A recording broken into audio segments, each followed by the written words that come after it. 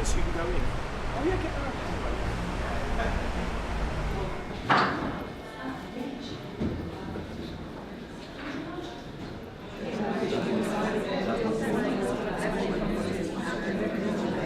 My name is Louise MacDonald. I'm the chair of the National Advisory Council on Women and Girls, and it's my absolute pleasure to welcome you here this morning. Please do feel free to chat about today on social media using the hashtag GenerationEqual and mentioning us at NACWG. We have the incredibly talented illustrator, Linda Hunter, with us again, who's going to be capturing our discussions. She's already been, actually I think she was hard at work at about 1 o'clock this morning.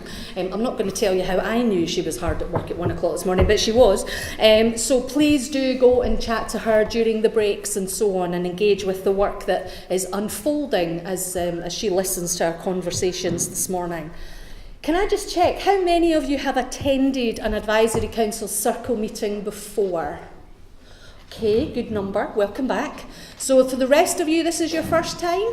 Yes, all right, okay. So an equally warm welcome to all of you, and I have to say that as a circle and a council, our members are here, we're incredibly grateful for all of the support that you have shown and the support that has grown over the past year as we've been doing our work. So let me just, before we kick off, bring everyone to the same point of understanding in terms of where we are as a council, so that everyone's kind of clear about what stage we are at now. The First Minister's National Advisory Council on Women and Girls was formed as a catalyst for change to address gender inequality by providing an independent voice of challenge to the First Minister. And it was proposed in this 2016-17 programme for government, a plan for Scotland. Now, our purpose is to drive action to encourage gender equality in Scotland.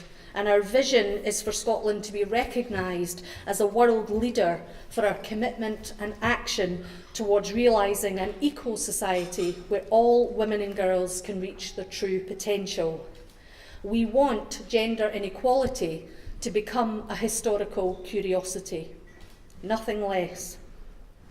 Our aim is that our work is complementary to the tireless work done by a range of organisations across Scotland, and I've previously stated that we want to bring those organisations more allies, more illumination, and some hope that there are more people dedicated to this work in Scotland.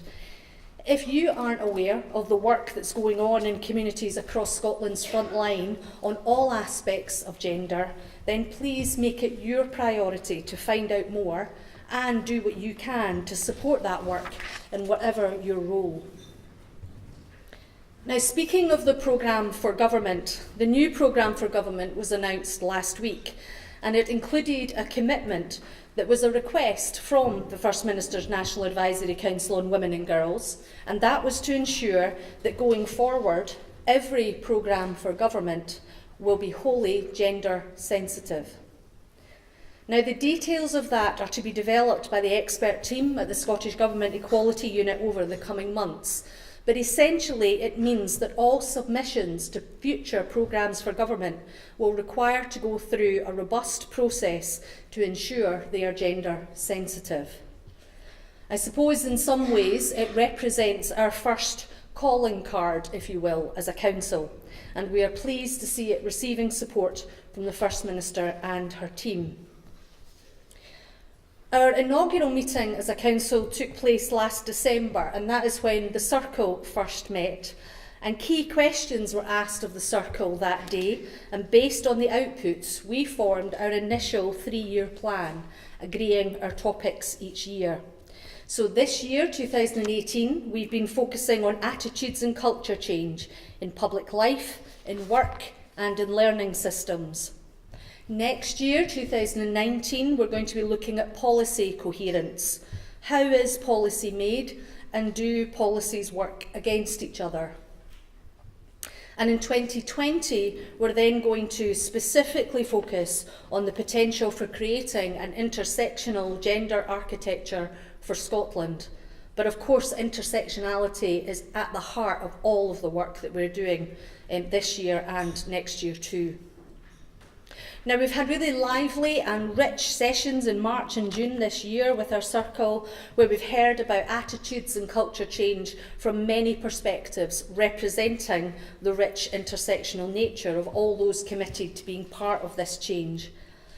June this year saw the launch of Generation Equal and our digital platform, and we hold monthly spotlights there, where topics covered so far include sexual harassment, women in poverty, women in enterprise, and this month, masculinity.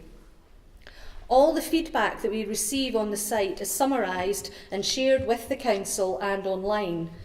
And we've also invited people to set up their own WE circles to discuss each topic each month, with the outputs from these being considered when drafting our end-of-year report.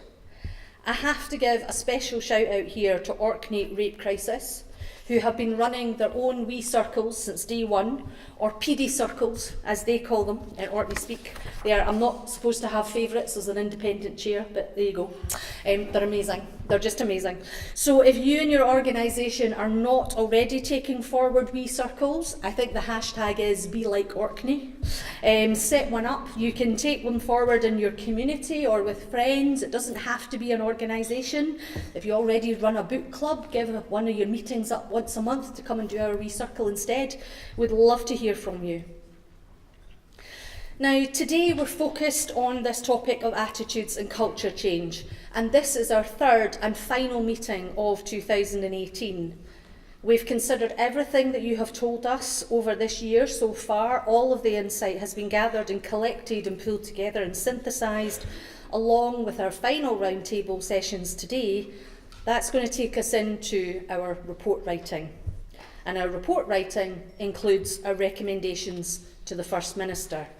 So please do not underestimate the value of your contribution here today. You have an amazing opportunity before you. Something else that I'm pleased to share with you this morning is that we are extending our reach, and we want to do that across Scotland. So we're testing some new models of engagement. We're going to be holding satellite circle events in Dundee and Inverness over the next few weeks in partnership with Dundee International Women's Centre and the Women in Agriculture Task Force. We're also exploring potential partnership activity with the Scottish Women's Convention, Girl Guiding Scotland and Engender, because we want to ensure as many diverse people as possible across Scotland can feed into our work. We're committed to learning from our first year to build and improve as we go. So we're also going to be looking at how we improve our communication, how we provide more regular updates so that everyone can be up to date with what happens between meetings. So there's the background, there's where we are at. So let's get started with this morning's session.